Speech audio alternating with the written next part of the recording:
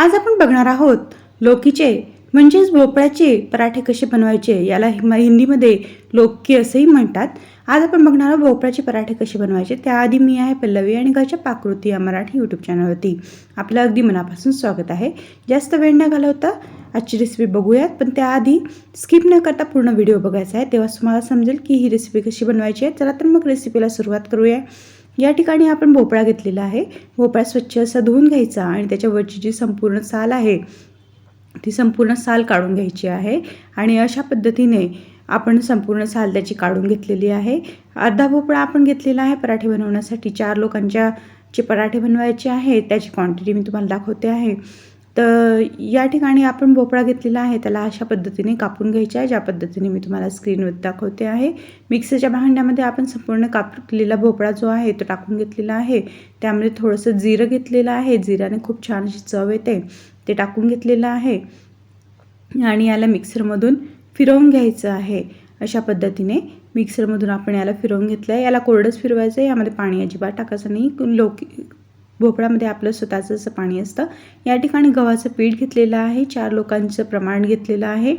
आणि या ठिकाणी जे आहे या ठिकाणी आपण 4 लोकांचं प्रमाण बघतो आहे, त्यानुसार या ठिकाणी गव्हाचं पीठ घेऊन घेतलेलं आहे।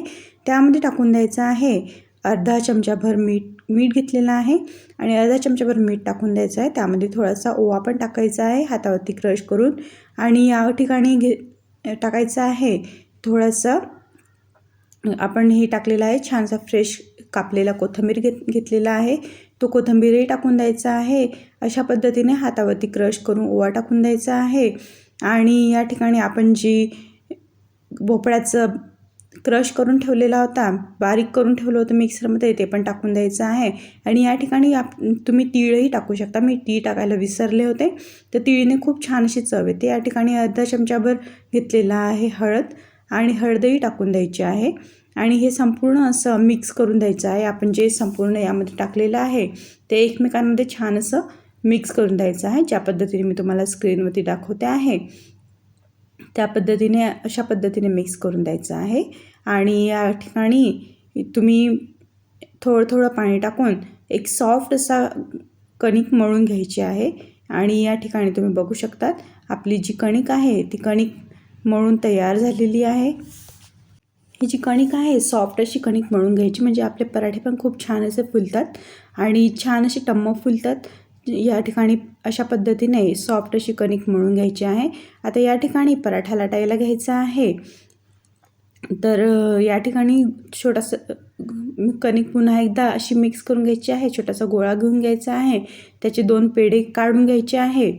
अशा पद्धतीने 2 पेढे काढून घ्यायचे आहे, त्याला गोल राऊंड शेप देऊन द्यायचा आहे आणि त्याला पुन्हा पीठ लावून घ्यायचं आहे। तुम्ही एक पारीचा पण लाटू शकतात, आमच्याकडे अशाच पद्धतीने लाटले जातात पराठे।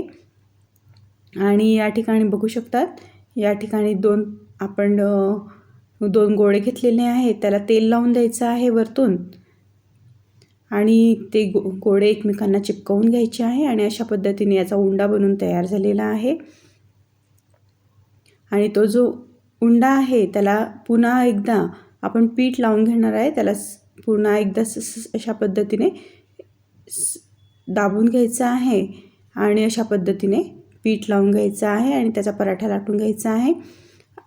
तुम्ही जर नवीन असा चॅनलला सबस्क्राईब केलं नसेल तर चॅनलला सबस्क्राईब नक्की करा आणि एक लाईक करायला बिलकुल विसरू नका। आजचा जो व्हिडिओ आहे तुम्हाला आवडला असेल तर व्हिडिओला एक लाईक करायला मात्र विसरू नका। तुम्ही व्हिडिओ तर बघता पण लाईक करायला विसरून जातात।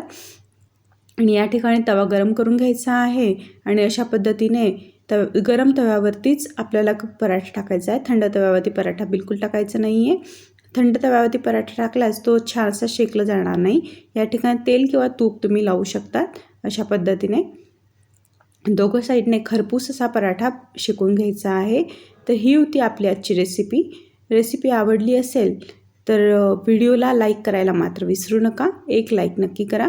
चॅनलवरती नवीन असेल तर चॅनलला सबस्क्राईब नक्की करा, बेल आयकनही हिट कर, जेणेकरून तुम्ही सगळे व्हिडिओज बघू शकाल आणि तुमच्याकडे नोटिफिकेशन येईल। आणि कमेंट करून सांगा आजचा व्हिडिओ तुम्हाला कसा वाटला ते, आणि जास्तीत जास्त शेअर करा, शेअर करायला मात्र विसरू नका। अशा पद्धतीने खरपूस शेकून घ्यायचा आहे दोघं साईडने.